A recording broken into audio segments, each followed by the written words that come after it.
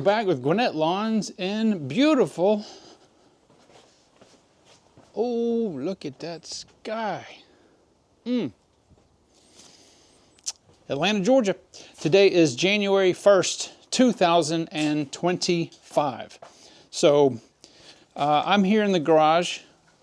I am not working today. It is New Year's Day. I want to wish everybody a very happy New Year. And I wonder how many times this year I'm going to say 2024.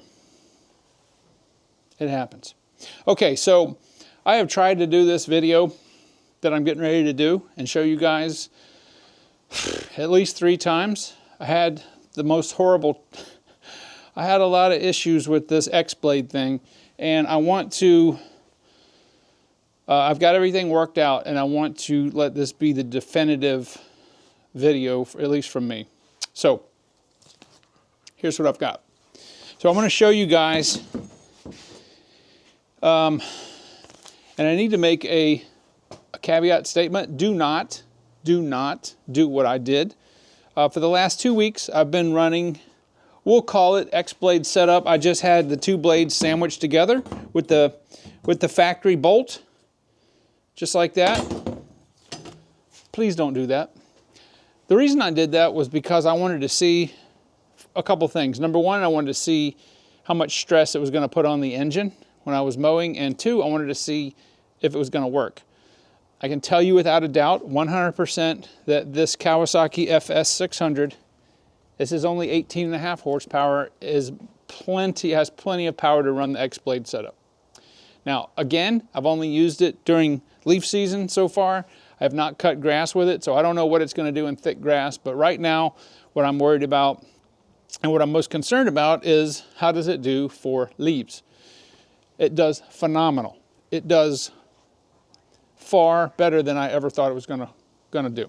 So, but one thing I do want to caution you about is if you do this, it's really no problem to do this, but do not use the factory bolt.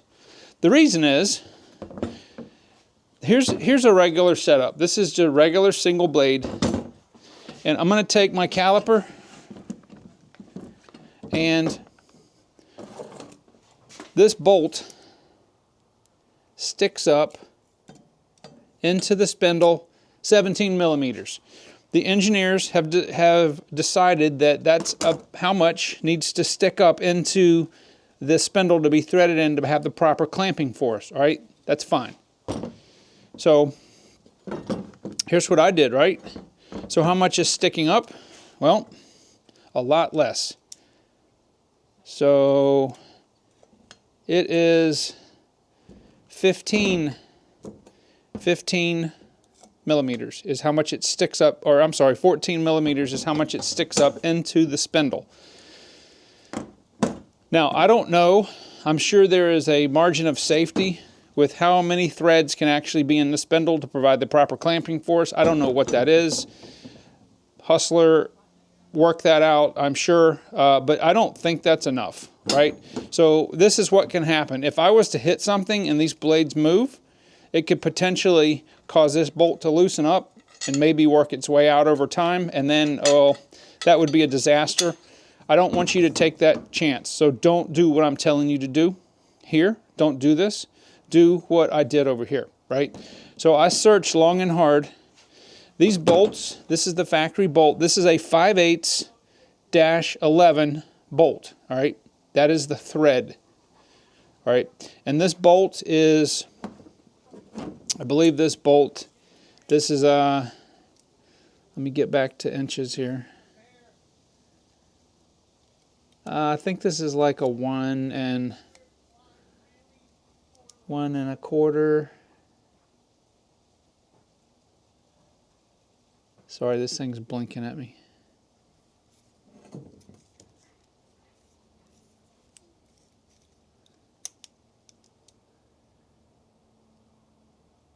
It's like 1 1/4. So the thread is 1 1/4, and that's fine if you have the regular factory blade.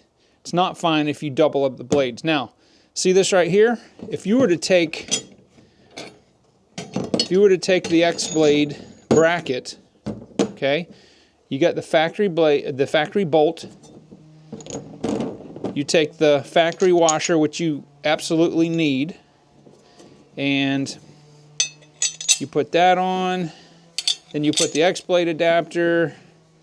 Then you put this on. Right? You see how little is sticking up? Well, let's just be precise. Let's see exactly how much is sticking up there.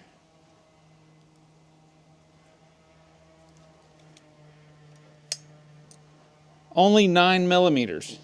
That is most assuredly not enough.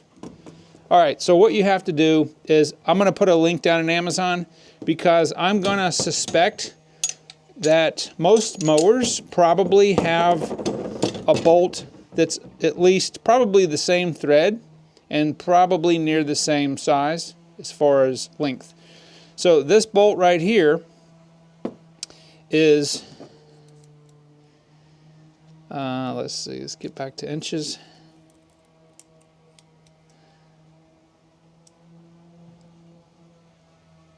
This is a 1.5 inch bolt. So it's a 1/4 inch longer than the factory bolt, which is enough to make up for the space. So let's reassemble this together.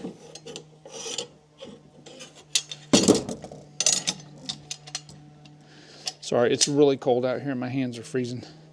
All right, so now what we've got is,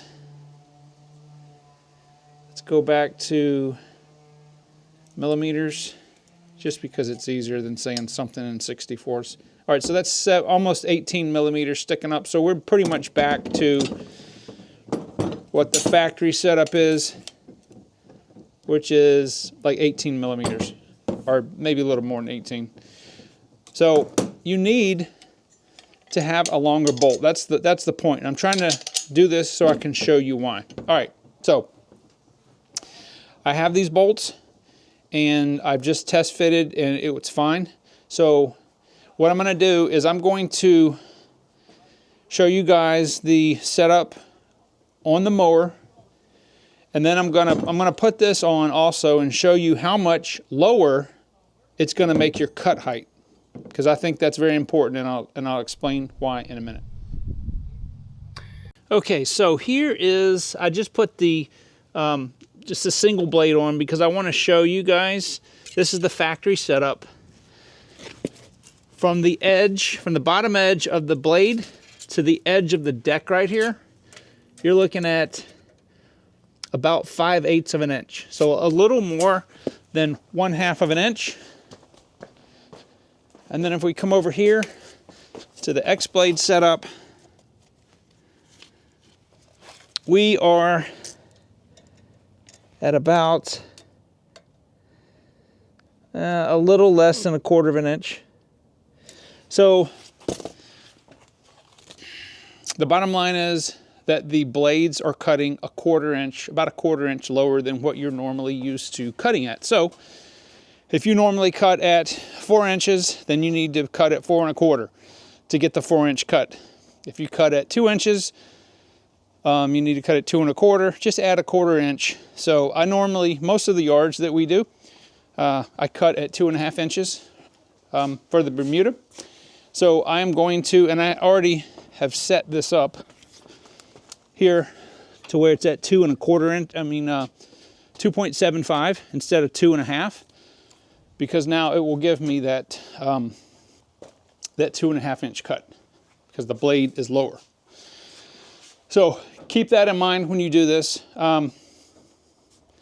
You can measure the thickness of these with your blades. Some blades are thicker than others, but it's going to be generally, it's going to be like 1/4 of an inch. All right, it's not going to be exact. It's actually in the 1/8 of an inch. But the other thing I want to tell you guys before I close this video out is,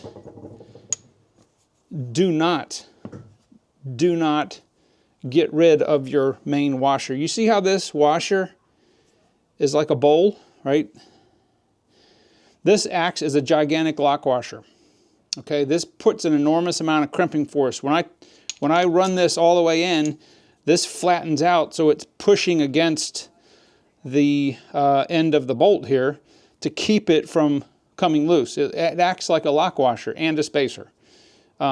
I think this thing is, it's about this thing itself is about 1/4 inch. So you would be tempted maybe to just say, well, I'll just get a flange bolt and, let's see. Yeah, it's just shy of 1/4 inch. Don't do that, right? These are not flange bolts. I don't know what grade this is. The bolts that I'm using are they're grade 8 bolts. And they come in I'm going to put a link in Amazon. They come in a pack like this. So when I get the other Trimstar set up, I will have some spares. But they're not very expensive. I think that whole pack is like 20 bucks. And these bolts are far stronger than these factory bolts. Okay, so just remember to always keep your spacer on there, and it's super easy. Now, the setup that I'm using here, that I have found so far that works the best with the leaves, is having the Ballard Ripper blade. Okay, got the Ripper blade on the bottom and the Gold Hybrid blade on the top. I really don't think it would matter if it's, because this is considered a high lift blade. This is just barely a medium lift.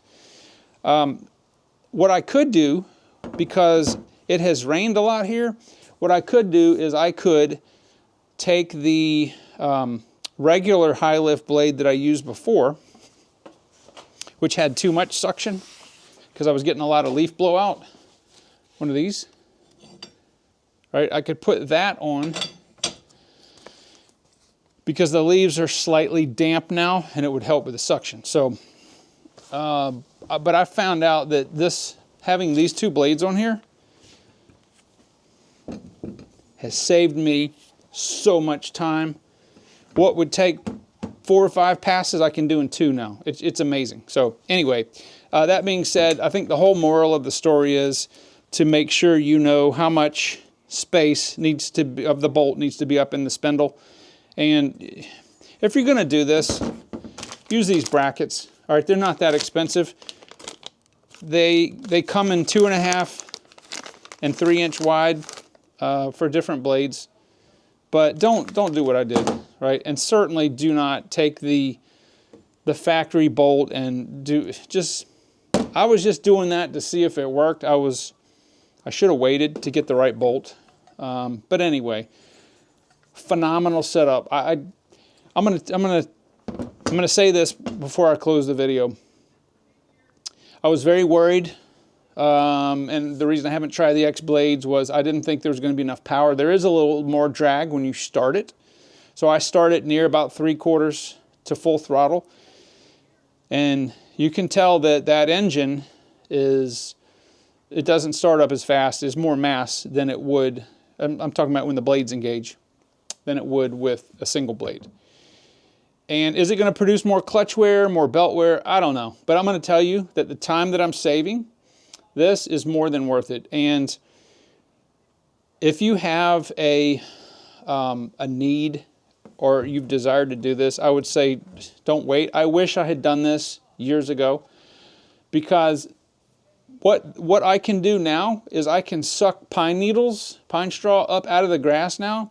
And when I did the demos especially with the Hustler Super S, you can go back and look at those videos. That had a 27 horsepower engine, and it had high lift blades on it, and it took all the pine straw off from out of the grass. That was the one thing I was flabbergasted at how intense the power and the suction was. So this is obviously not as powerful as that, but it makes me really. I'm going to have to consider now, do I really want to invest in a larger stander? I mean, I do, but this has changed my my thought process about leaf cleanups with the Trimstar and this particular engine. I'm just amazed at what it will do. So I am very, very pleased, and I'm so glad that I actually did this. And hopefully you guys will find value in this. And if you're on the fence of trying a setup like this, maybe you don't use these type of blades, maybe you just use regular blades. I know that in the spring, when I start cutting the grass, I'll try this setup, but I'm also going to try having regular, like, I'm going to try the high lift blade on there. High lift is not really good for Bermuda, but maybe that combined with the mulching blade on here will eliminate the stringers. At the very least, I can put a regular medium lift blade on the bottom instead of the one of these. But I don't know. There's almost innumerable amount of combinations that you can use to do this, and you just have to test it with your grass type, with the height you're cutting. All that has a huge, it's got a huge bearing on how it works. Because I was, yeah, like I said before in other videos, I took the high lift blades off and put medium lift blades by accident to try to eliminate the stringers, and I was like, oh wow, because everybody thinks you need high lift. High lift is great if you're doing cool season grass. It's not good for low cut warm season grass, like Bermuda and zoysia specifically. Centipede's not that much of an issue with the stringers coming out, but yeah, if you're in this area or you cut Bermuda primarily, try medium lift blades and see if that doesn't make a difference. So anyway, I'm going to go ahead and get this set up. I hope everybody has a great New Year's. I'll be back at it tomorrow. I've got like 5 yards and some bushes and all that. I'm still like at least a week behind on all my stuff. So I'm going to keep doing leaf mulching, and I'll try to get some more videos of with this setup doing that going forward. So I hope everybody has a great New Year, and I will talk to you on the next one.